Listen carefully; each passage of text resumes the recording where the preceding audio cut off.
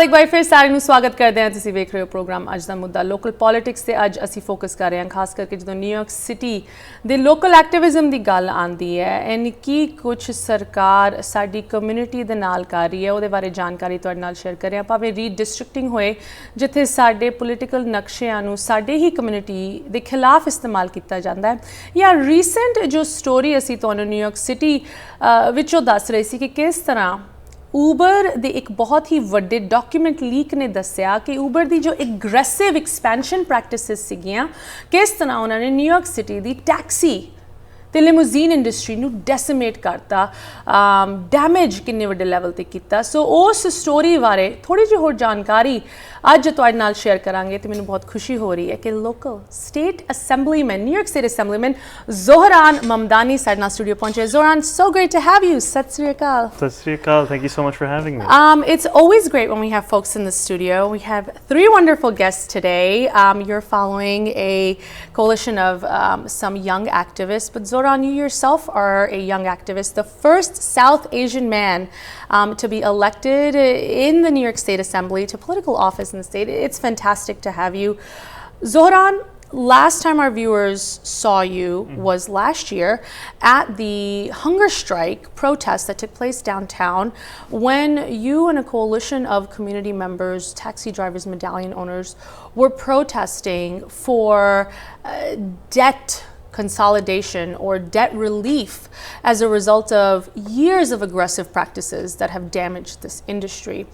And now, with this Uber leak, we find out in the troves of documents, hundreds of thousands of documents, that this was something that came from the highest levels of Uber and made its way down to places like New York City, where it was probably the worst and most aggressively practiced.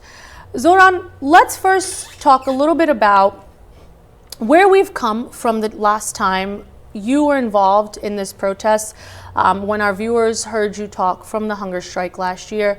What improvements or progress, if any, has been made for the taxi and limousine drivers, perhaps the gig worker drivers of New York City since then?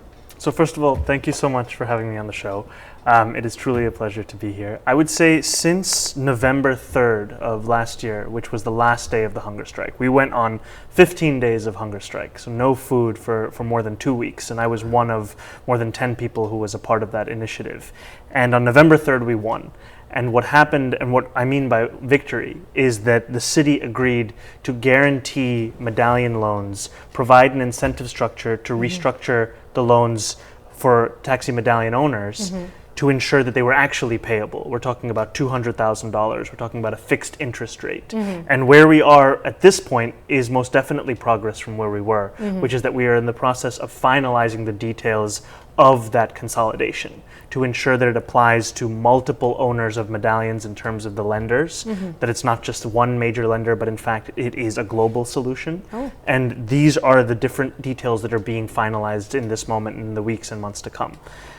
I think this is really important. I'm so glad you could share this really critical update for our folks, especially for our viewers, the Punjabi, the Sikh community. You know, whether it's a taxi driving job, whether it is nowadays, you know, Uber or Lyft, this is a very heavily populated industry for our community, you know, especially new immigrants, folks who often have the least knowledge and resources when they start their new lives in this country and are the most vulnerable, right? So let's take it back a few years. You were there representing taxi medallion owners, and they had a really strong footing in New York for decades before the 2011 entry of Uber into this market.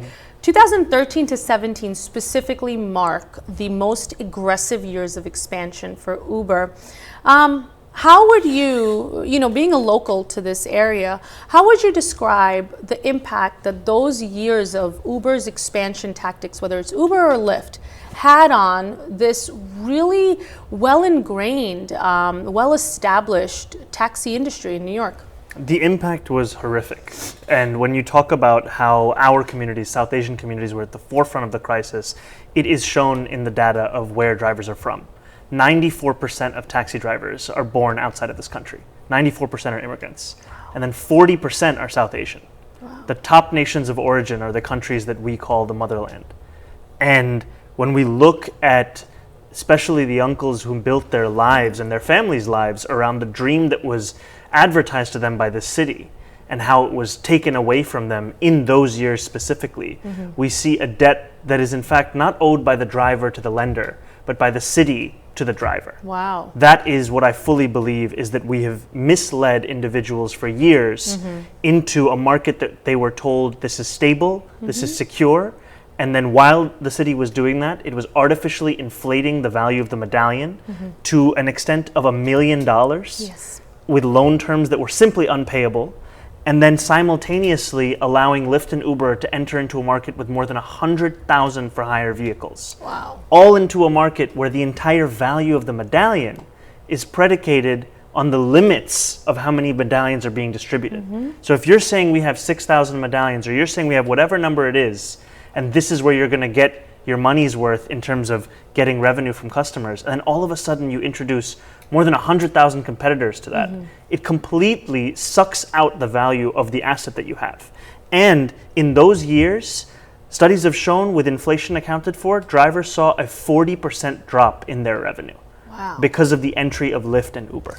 Zohran, would you say that the rules were different too for those companies, Uber, Lyft, who were originally classified as technology companies and not rideshare or not transportation, versus the rules that were enforced on the taxi and limousine drivers at the time? Would you say the government kind of made two separate, rules for both of them? Absolutely. There was a complete double standard when it came to what Uber and Lyft were allowed to do and the stringent regulations on taxi drivers. And the reason for that double standard, I would say, is twofold. One is that Uber has been shown to spend more than $11 billion, billion with a B, in the United States on lobbying. And these files that have been leaked have shown their absolute disregard for government law, their absolute disregard for any things that were stipulated as required in local markets, and instead their hell-bent focus on profit above all things. Of course. The second reason why we see that double standard is disproportionately drivers are immigrants and South Asians, but our communities have not had political representation in the city and state and even federal legislatures rather. And so you have politicians who've been eager to use the symbolism of taxis, who use the colors of the car, who use the drivers in their photos, but who have not been willing to stand up for them, and who have not been willing to create an organized defense of drivers in the face of this kind of spending from Uber and Lyft. And so when you combine those two things, more than $11 billion in lobbying, coupled with a political class that doesn't have any sincere interest in protecting driver interests, you end up with a red carpet for a company like Uber, which is a company that has shown that it doesn't care if drivers get hurt as long as the bottom line is protected. Yeah, I mean, quite literally, right? One of the elements of this document leak showed the then founder and CEO actively urged and said that, listen, in the Paris protests against Uber, if Uber drivers got hurt, that would give them more leverage to negotiate better or favorable conditions in various cities. And of course, he retracted or stepped back from that initial statement. I want to talk a little bit about how the taxi limousine relationship has evolved with Uber today, because the scenario today, years after this expansion period, looks a little different, and of course COVID has played a big role in that. ਇੱਥੇ ਇੱਕ ਛੋਟੀ ਜਿਹੀ break ਲਈ ਰੁਕਦੇ ਹਾਂ। Break ਤੋਂ ਬਾਅਦ ਇਸ Uber ਦੀ ਸਥਿਤੀ ਨੂੰ ਲੈ ਕੇ ਹੋਰ ਜਾਣਕਾਰੀ ਤੁਹਾਡੇ ਨਾਲ ਸ਼ੇਅਰ ਕਰਾਂਗੇ। ਮਿਲਦੇ ਹਾਂ ਬ੍ਰੇਕ ਤੋਂ ਇਸ ਵਾਰ। ਬ੍ਰੇਕ ਤੋਂ ਬਾਅਦ ਇੱਕ ਵਾਰੀ ਫਿਰ ਸਾਰਿਆਂ ਨੂੰ ਸਵਾਗਤ ਕਰਦੇ ਹਾਂ। ਤੁਸੀਂ ਵੇਖ ਰਹੇ ਹੋ ਪ੍ਰੋਗਰਾਮ ਅੱਜ ਦਾ ਮੁੱਦਾ। ਨਿਊਯਾਰਕ ਸਿਟੀ ਦੇ ਵਿੱਚ ਵੱਖ-ਵੱਖ ਵੱਡੇ ਮੁੱਦਿਆਂ ਨੂੰ ਲੈ ਕੇ ਅੱਜ ਪ੍ਰੋਗਰਾਮ ਤੁਹਾਡੇ ਨਾਲ ਹਾਜ਼ਰ ਕਰ ਰਹੇ ਹਾਂ। ਯੰਗ ਪੋਲੀਟੀਕਲ ਐਕਟਿਵਿਸਟ ਜਾਂ young south Asian political representatives ਅੱਜ ਸਾਰੇ ਹੀ ਸਾਡੇ ਸਟੂਡੀਓ ਪਹੁੰਚੇ ਹੈ। Our guest now, Zohran Mamdani. Zohran, welcome back to the show. The first South Asian man elected to the New York State Assembly. You represent us right here in Astoria, which is where our studios are. It's so great to have you. You work very closely with all of the minority communities that exist in your area and around it. And New York is such a diverse place that there's a lot of different minority interests, but it's great to see when a coalition can come together around common interests or common problems, like the taxi and limousine industry's rise and fall that we've seen in the last decade. Especially after Uber entered the market 2011, 13 to 17, they saw the most aggressive expansion of the business with very clear goals, like you said, profit above all else, manipulating governments, leaders, entire cities, established networks to get their way. And certainly New York City was no different. But today the yellow cab Uber relationship looks a little different, right? I remember a time when I was a young girl and, Asian families who were driving taxis, they would have this like American dream, right? They would sometimes prioritize getting a medallion over buying their first home because they felt this was the long-term ticket to financial stability for their family. One person driving a taxi with a medallion could support a family of 4 or 5 people on his earnings. Today that looks a little different. And today when you open your Uber app, and you call for a ride, it may very well be a taxi, a yellow cab, depending on where you are. How has this relationship evolved? What have you seen at the local level where initially 2 fierce competitors today are on the same platform? How does that happen? I think that it happens in an attempt to reconcile what the last decade has been for drivers, and I think it has also happened because Uber has realized that taxis are not going anywhere. Uber had a clear intent to destroy the taxi industry in New York City and any other city in the United States where it operates because they view the taxi industry as a competitor. The taxi industry, through the work of taxi drivers, and primarily I would say through the work of the union of the New York Taxi Workers Alliance, have ensured that taxis continue to be a fixture in New York City life and New York City culture and in our New York City economy. Now, I have no issue with the question of whether we can share technology and make it more effective in terms of ride hailing to ensure that you have an app where you can get taxis, but I have serious concerns about having partnership with a company such as Uber, because a company like Uber and a companies like Lyft, while they may have gotten rid of their CEOs who give the worst comments possible to press and to media and even internally to their own communications, they are fundamentally the same companies that they were when they first began. These are companies for whom drivers' interests are not even secondary, they are tertiary. If you hear the new CEO of Uber was in an interview where he was asked about the impact of gas prices on Uber. He said they have no impact at all. But for every Uber driver, they know that gas prices have the ability to fundamentally wreck the profits of their day. And if you look at the posture of Uber towards this city, Uber gave a fuel surcharge to drivers in every city in the United States except for New York. Oh, wow. Except for New York. And why is that? That is because they argued that the other raises that New York City Uber drivers are getting compensate for the fuel increases. Wow. But we know that's not the case. If you get an adjustment in your cost of living, an adjustment that is based on the consumer price index, that has nothing to do with the price of gas. Right? And yet what we see is Uber is a company that is willing to lie, bully, and do whatever it sees as necessary to protect that bottom line. They are a company that has invested so much money into a future where there aren't even drivers in these cars. Right, absolutely. They see their future as one where the car is more important than the driver. And taxi drivers and the union, the New York Taxi Workers Alliance, understand that actually it is the driver that creates value, not the vehicle. And so for me, I think that if there are ways to get drivers more rides and revenue, I'm open to it. But I believe that trusting in an entity like Uber is something where we will simply see the same results that we saw in the last decade. So Matthew Thus, former New York City Taxi Commissioner, had a recent quote after this whole document leak surfaced, and we've brought this up before, but I'd love to hear your take on it. The quote goes, "More partnerships between taxi companies and ride hailers will be good for customers." Of course, as is the nature of capitalism, it's always consumer focused and customers are the top priority, whether it's taxi or Uber drivers. But what about the actual drivers, right? Is this partnership good for taxi drivers, for them to be available on the Uber platform? Or do you feel that this is another ploy to take an axe to this industry that exists prior to Uber and may survive a post-Uber future as well? I think that I have great concerns about partnership with Uber in any capacity. And I think that in the near future, we can wait and we can see what happens as a result of this. But I do not believe that any full solution that gives drivers security that they deserve will have Uber as an honest partner in that. Wow. Uber is not a company that we should trust. Uber is not a company that we should look to as a partner. Uber is in fact a company that we should view with suspicion, given its previous track record, given its behavior. The beautiful thing, however, is that there is a solidarity between taxi drivers and Uber drivers.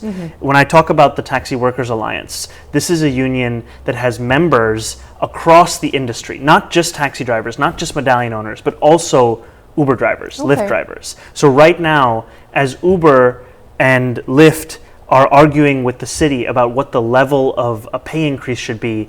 It's the union that was initially created for yellow cab drivers that is fighting to ensure that there's a raise for yellow cab drivers and Uber drivers and Lyft drivers, because they understand that we are in this to protect our communities, to protect our constituents, and our constituents and communities are now driving across all of these platforms. So we have to ensure that every single driver is fought for and that justice is secured, and that we understand that justice for a yellow cab driver does not mean the end of a job for an Uber driver. It means that it comes at the expense of the bosses of Uber and the city that has been taking these drivers mainly as tokens to get more revenue. Certainly, unionization or being a part of an entity such as this is beneficial for workers and is something that Uber would probably highly discourage. We've seen a similar thing with the Amazon warehouse unionization story coming right out of New York play out in a similar fashion. This union is a great avenue for folks in the industry to kind of increase their power and their say in this climate. I would love for you to give, any additional call to action or any kind of, just homework to our viewers, right, who are part of this industry in the New York City area that may be wondering, well, this is a system that is meant to keep us down, and there's not much we can do about it, and they've kind of developed complacency with their place, not just in the city as an immigrant or a new immigrant, but as a driver in this big battle between taxi and Uber. What can you say to those folks? Well, what I would say to those folks is, one, that there is still so much that we can fight for and that so much that we can win. In October and November of last year, we came together, protested for more than 40 days, got arrested in front of City Hall, went on a 2-week hunger strike, and secured hundreds of millions of dollars of debt relief for our taxi drivers. We are in the process of finalizing those agreements to ensure that taxi drivers will no longer be trapped in debt agreements that will provide them with no way out and no future to live through. As we do that, there are so many other fights that we can wage for our drivers, our taxi drivers and our Uber and Lyft drivers. And what I would ask each and every one of you is to come out on August 3rd, Wednesday at 2 p.m. on the City Hall steps, where we are going to fight for taxi drivers and Uber and Lyft drivers to get the raise that they deserve. Because taxi drivers have not received a raise in more than 10 years, and Uber and Lyft drivers are subject to working conditions from a company that thinks of them as contractors and not employees. And if we band together, we can win an increase in wages across this entire industry. I will be there, tens of drivers will be there, hundreds in fact, and I hope that I will see you there as well. Thank you so much. Thank you so much, New York State Assemblyman Zohran Mamdani, for making your way to our studios and for doing the work that you're doing, engaging and strengthening all of the minority communities here in New York City for a better working future and living standard for them here in the toughest city in the world. Always a pleasure, Zohran. We wish you the best of luck. August 3rd is the Assembly. ਇੱਥੇ ਹੀ programme ਦੀ ਸਮਾਪਤੀ ਕਰਦੇ ਹਾਂ। ਸਾਡੇ ਲਈ ਸਾਡੇ guest ਲਈ ਕੋਈ questions, comments, concerns, ਤੁਸੀਂ ਜ਼ਰੂਰ ਸਾਨੂੰ ਲਿਖ ਸਕਦੇ ਹੋ info@justbroadcasting.com, Aashmeeta@justbroadcasting.com। ਹੁਣ ਸਾਨੂੰ ਦਿਓ ਇਜਾਜ਼ਤ। ਸਤਿ ਸ੍ਰੀ ਅਕਾਲ।